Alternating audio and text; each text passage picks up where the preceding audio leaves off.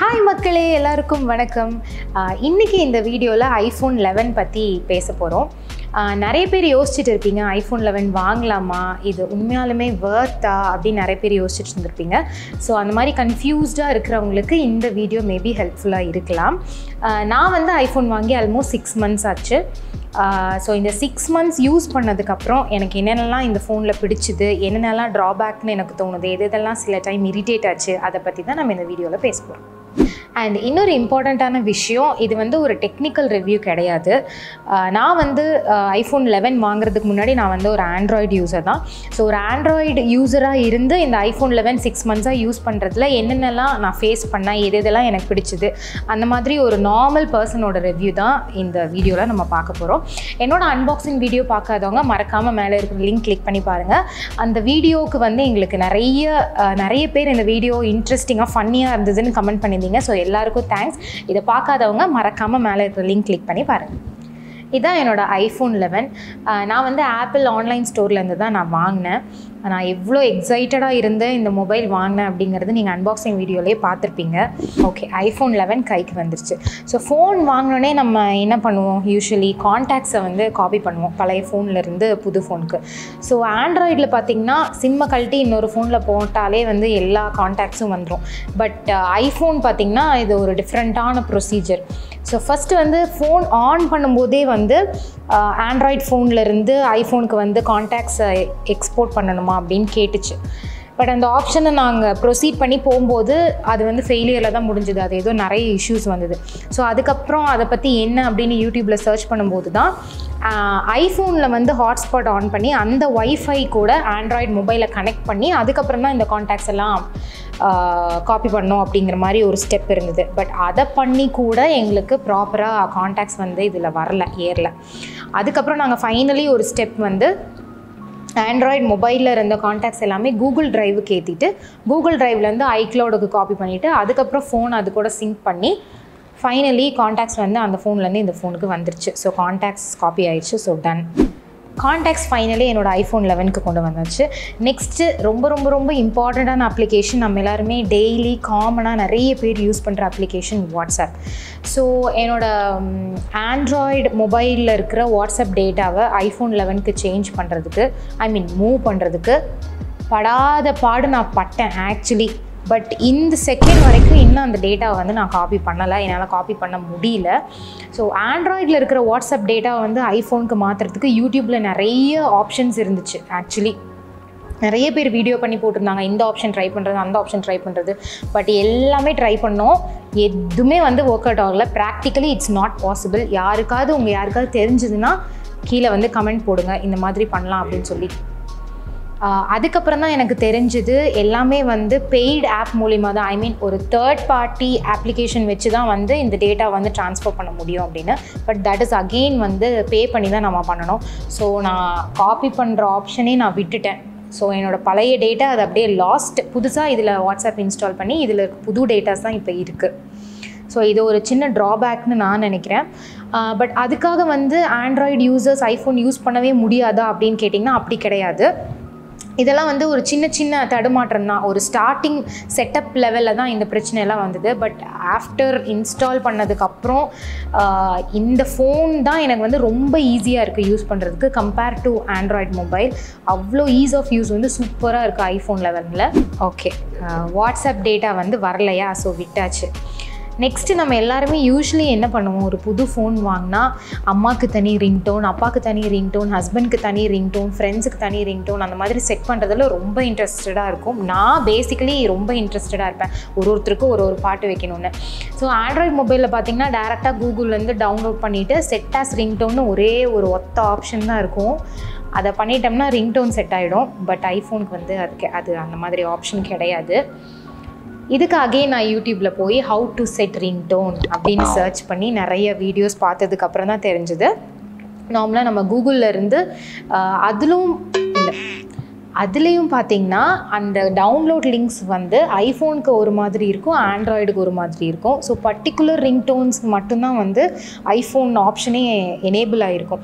So அந்த மாதிரி ringtones download பண்ணிவிட்டு அதை கராஜ் பேண்ட் ஆப்புக்கு எக்ஸ்போர்ட் பண்ணி அதில் ஒரு பர்டிகுலர் ஃபார்மேட் இருக்கும். அந்த ஃபார்மேட்டில் சேவ் பண்ணதுக்கு அப்புறம் தான் ரிங்டோனுக்கு கீழேயே நம்ம டவுன்லோட் பண்ண சாங்ஸ் வந்து ஆப்ஷன்ஸில் வரும். ஸோ இது அகெயின் ஒரு பெரிய procedure. But again that is a single day procedure தான் அது. ஒரு நாள் பண்ணிட்டா போதும். ஸோ இந்த மாதிரி குட்டி குட்டி ட்ராபேக்ஸ் தவிர இந்த ஃபோனில் வந்து நான் எதுவுமே வேறு பிரச்சனையும் சொல்ல மாட்டேன்னு நினைக்கிறீங்களா? கிடையாது. அடுத்த பாயிண்ட்டுக்கு வரேன். நெக்ஸ்ட் ஐஃபோன் 11ஓட கேமரா பற்றி பார்க்கலாம். என்னோடது வந்து மியூசிக் சேனல். ஸோ கவர் சாங்ஸ்லாம் ஷூட் பண்ணுறதுக்காக ஒரு நல்ல குவாலிட்டி மொபைல் வேணும் அப்படின்னு நாங்கள் ஃபஸ்ட் ஐஃபோன் சூஸ் பண்ணி இந்த ஐஃபோன் 11 வாங்கினோம். ஸோ அந்த பர்பஸ் வந்து எங்களுக்கு சால்வ் ஆயிடுச்சு ஓரளவுக்கு. ஸோ ரீசெண்ட் டைம்ஸில் பார்த்திங்கன்னா நம்ம சேனலில் ரிலீஸ் ஆன எல்லா சாங்ஸுமே, எல்லா கவர் சாங்ஸுமே வந்து ஐஃபோன் 11ல் ஷூட் பண்ணி ரிலீஸ் பண்ணது தான். ஸோ அதோட லிங்க்ஸையும் நாங்கள் இந்த வீடியோ கீழே கொடுக்குறோம். அதை போய் கண்டிப்பாக செக் பண்ணி பாருங்கள். ஸோ வீடியோ பொறுத்த வரைக்கும் வீடியோ குவாலிட்டி வந்து ஆசமாக இருக்குது, அதிலலாம் எதுவுமே சொல்ல முடியாது. பட் ஒரே ஒரு திங் எங்களுக்கு என்ன தோணுச்சு அப்படின்னா, வீடியோ வந்து ரொம்ப ராவாக இருக்குது. அதாவது என்ன சொல்லுவாங்க, ஷார்ப்னஸ் அதிகமாக, டீட்டெயில்ஸ் எல்லாம் ரொம்ப ஃபைன் டீட்டெயிலாக தெரியறதுனால ஒரு ரா ஃபீல் கிடைக்குது. ஸோ அது வந்து எடிட் பண்ணால் பெட்டராக தெரியுது. பட் அகெயின் அதை ஒரு சின்ன ட்ராபேக்காக தான் நான் ஃபீல் பண்ணுறேன். This applies for both photo also. ஒரு இமேஜ் நம்ம கிளிக் பண்ணோம் அப்படின்னா, நம்ம செல்ஃபி கேமராலே போட்டு நம்ம ஒரு இமேஜ் கிளிக் பண்ணோம் அப்படின்னா அது ரொம்ப ராவாக இருக்குது. அதை வந்து எடிட் பண்ணாமல் நம்ம போஸ்டே பண்ண முடியாது, அந்த மாதிரி இருக்குது. பட் கேர்ள்ஸ் யூஸ்வலி வந்து ஃபோட்டோஸ் எடுக்கும்போது ஓரளவுக்கு அந்த கான்ட்ராஸ்ட் அந்த எக்ஸ்போஷர்லாம் எக்ஸ்போஷர்லாம் கொஞ்சம் ஜாஸ்தியாக இருந்தால் நான் லைக் பண்ணுவாங்க. யூஸ்வலி நான் அப்படி தான், ஒரு செல்ஃபி எடுக்கும்போது அப்படியே ரொம்ப ராவாக காட்டினாலும் நல்லா இருக்காது. ஸோ அந்த மாதிரி நான் எக்ஸ்பெக்ட் பண்ணி தான் இதில் எடுத்தேன். பட் நான் ரொம்ப டிசப்பாயிண்ட் ஆகிட்டேன். ஏன்னா மேபி நான் வந்து OnePlus யூஸ் பண்ணிகிட்டு இருந்தனால மேபி எனக்கு இது ஒரு டிஸ்அட்வான்டேஜாக தெரியலாம். ஏன்னா OnePlus 7ல் எடுத்த எல்லா ஃபோட்டோஸுமே நம்ம நார்மலாக இருக்கிறத விட அது ரொம்ப பிரைட்டண்டாக ஒரு மாதிரி அழகாக காட்டும். அது வந்து நான் இதில் இல்லைன்னு ஃபீல் பண்ணுறேன். இன்னொரு இம்பார்ட்டண்ட்டான விஷயம் என்னென்னா, ஆண்ட்ராய்ட் ஃபோன்ஸில் வந்து நம்ம ஃபோட்டோஸ் எடுத்துகிட்டு அதை ஃபில்டர் அப்ளை பண்ணோம் அப்படின்னா நிறைய ஆப்ஸ் அவைலபிளாக இருக்கும். பட் அந்த ஆப் அதுலேயே வந்து ஃப்ரீயாக, ஆண்ட்ராய்டில் ஃப்ரீயாக இருக்கிற ஆப்ஸ் எல்லாமே வந்து இதில் காசு போட்டு தான் பண்ண முடியும். ஸோ ஃபில்டர்ஸ் நம்ம எக்ஸ்பிளிசிட்டாக ஒரு தேர்ட் பார்ட்டி ஆப்பில் போட்டு நம்ம ஃபில்டர் பண்ணோம் அப்படின்னாலும் அகெயின் நம்ம பே பண்ணி பண்ணுற மாதிரி தான் இருக்கும். ஸோ கொஞ்சம் எக்ஸ்பென்சிவான மொபைல் தான் இந்த ஐஃபோன் 11. ஐஃபோன் 11ல் வந்து ஸ்லோ மோஷன் ஃபீச்சர் இருக்குது. ஸோ அதை பற்றி சொல்லியே ஆகணும். நம்ம ஸ்லோ மோஷன் எடுக்கும்போதே ஸ்லோ மோஷனில் எடுத்துகிட்டு அதுக்கப்புறம் அதை ப்ளே பண்ணி பார்த்தா அதில் குவாலிட்டி வந்து ஆசமாக இருக்கும். பட் மற்ற மொபைல் நான் அப்படி பார்த்ததில்லை. நம்ம ஸ்லோ மோஷனில் எடுத்தால் கூட அதை ப்ளே பண்ணும்போது நிறைய நாய்ஸஸ் இருக்கும், கொஞ்சம் குவாலிட்டி கம்மியாக இருக்கும். பட் இதில் அந்த ப்ராப்ளமே இல்லை. அண்ட் இன்னொரு விஷயம், நம்ம நார்மலாக ஒரு வீடியோ எடுத்துகிட்டு நார்மல் ஸ்பீடில் எடுத்துகிட்டு அதுக்கப்புறம் அதை ஸ்லோ மோஷனில் எடிட் பண்ணோம் அப்படின்னா அந்த ஃபீச்சர் வந்து இதில் கேமரா ஆப்பில் இல்லை, டிஃபால்ட்டான ஆப்பில் இல்லை. ஸோ நம்ம அதுக்கு அகெயின் ஐமூவிக்கு போய் அதுக்குள்ளே போட்டு ஸ்லோ மோஷன்லாம் பண்ணி அதை திரும்பி எக்ஸ்போர்ட் பண்ணுற மாதிரி இருக்கும். ஸோ இது ஒரு விஷயம். ஸோ வீடியோ குவாலிட்டி பொறுத்த வரைக்கும் 4K எல்லாம் வந்து ஐஃபோன் 11 சப்போர்ட் பண்ணுது. நாங்கள் 4Kல வீடியோஸ்லாம் எடுத்து பார்த்தோம், அவ்வளோ ஆசமாக இருக்குது. சில மொபைலில் நான் எடுத்து பார்த்துருக்கேன், 4K ஃபீச்சர் சப்போர்ட் பண்ணுற மாதிரியான மொபைல்ஸ் எடுத்து பார்த்துருக்கேன். பட் அதில் குவாலிட்டி நான் பார்த்ததில்லை. ஐஃபோன் வந்து த பெஸ்ட் ஃபார் இந்த மாதிரி 4K குவாலிட்டி ப்ரொவைட் பண்ணுறது, அந்த மாதிரி இதில் இது பெஸ்ட். நெக்ஸ்ட் வந்து நம்ம ப்ராசஸிங் ஸ்பீட் பற்றி பேசலாம். ப்ராசஸிங் ஸ்பீட் பொறுத்த வரைக்கும் இது ஃபோனில் யூஸ் பண்ண எக்ஸ்பீரியன்ஸ் வேறு எந்த ஃபோன்லையுமே எனக்கு கிடைக்கல ரிகார்டிங் த ப்ராசஸிங் ஸ்பீட்.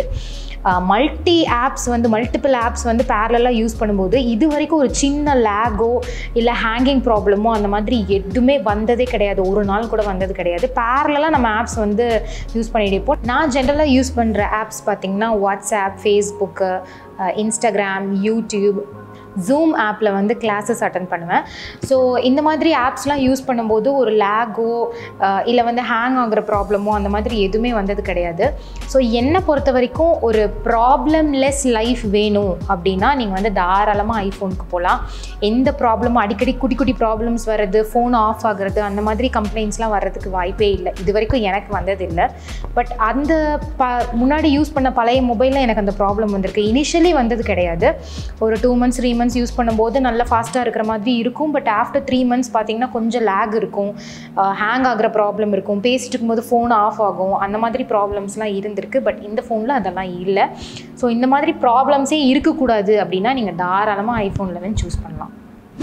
நான் பேட்ரி பற்றி பார்க்கலாம். பேட்ரி பொறுத்த வரைக்கும் ஈஸியாக ட்ரெயின் ஆகிற மாதிரி கிடையாது. ஒரு நார்மல் சோஷியல் மீடியா இந்த மாதிரி அதிகமாக யூஸ் பண்ணுற ஒரு நார்மல் பர்சனுக்கு வந்து 1 day ஃபுல்லாக பேட்ரி இருக்கும், அதில் வந்து டவுட் கிடையாது. நான் வந்து முன்னாடி OnePlus 5T யூஸ் பண்ணிகிட்டு இருந்தேன். அதில் பார்த்தீங்கன்னா ஃபாஸ்ட்டாக பேட்ரி ஃபுல்லாகிடும், ஃபாஸ்ட்டாக பேட்ரி வந்து ட்ரெயின் ஆகிடும். பட் ஐஃபோனில் வந்து ட்ரெயின் ஆகிற ப்ராப்ளம் கிடையாது. பட் இதில் ஒரு மேஜர் ப்ராப்ளம் இருக்குது. ஐஃபோன் 12 லான்ச்சுக்கு முன்னாடி பார்த்தீங்கன்னா ஐஃபோன் 11 பாக்ஸ்லேயே வந்து 5 watt சார்ஜரோடு சேர்ந்து வந்தது. இப்போ வந்து மேபி அந்த அடாப்டர் வரதில்லை. ஸோ நீங்கள் ஃபோன் வாங்குறீங்க அப்படின்னா நீங்கள் ஃபோன் தனியாக அடாப்டர் தனியாக தான் வாங்கிக்கணும். ஐஃபோன் 11ஓட அந்த 5 watt சார்ஜர் போட்டு நீங்கள் சார்ஜ் பண்ணிங்கன்னா அரவுண்ட் 3 to 4 hours ஆகும் ஃபுல் சார்ஜ் ஆகிறதுக்கு. ஸோ அது ஒரு பெரிய ட்ராபேக் எனக்கு.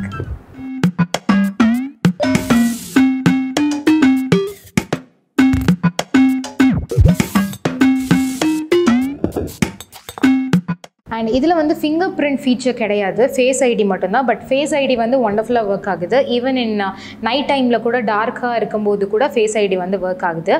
பட் நம்ம இந்த கொரோனா டைமில் மாஸ்க்லாம் போட்டுட்டு ஃபேஸ் ஐடி ட்ரை பண்ணோம்னா அது ஓப்பன் ஆகுறதில்ல. பட் நான் கேள்விப்பட்ட வரைக்கும் இப்போ இருக்கிற நியூ வெர்ஷனில் வந்து ஃபேஸ் மாஸ்கோடையும் ஃபேஸ் ஐடி ஒர்க் ஆகிற மாதிரி கேள்விப்பட்டேன். பட் எனக்கு தெரியல. பட் லெட்ஸ் see அது எப்படி ஒர்க் ஆகுதுன்னு பார்க்கலாம். இது வரைக்கும் நான் ஷேர் பண்ண விஷயம் எல்லாமே வந்து நான் பர்சனலாக எக்ஸ்பீரியன்ஸ் பண்ண விஷயத்தை தான் நான் வந்து ஷேர் பண்ணேன். இது கரெக்டாக இருக்கலாம், இல்லை தப்பாக இருக்கலாம், இல்லை இந்த விஷயத்தை இந்த மாதிரி பண்ண வேண்டியதில்லை, நீங்கள் இந்த மாதிரி பண்ணியிருக்கலாம் அப்படின்னு யாருக்காவது தெரிஞ்சுது, நீங்கள் வந்து பர்சனலாக உங்களுக்கு அது தெரியும் அப்படின்னா நீங்கள் கீழே கமெண்ட் பண்ணுங்கள், நானும் அதை தெரிஞ்சுக்கிறேன். ஸோ ஐ திங்க் இந்த வீடியோ வந்து நிறைய பேருக்கு யூஸ்ஃபுல்லாக இருக்கும்னு நான் நம்புகிறேன். ஸோ தேங்க்ஸ் ஃபார் வாட்சிங்.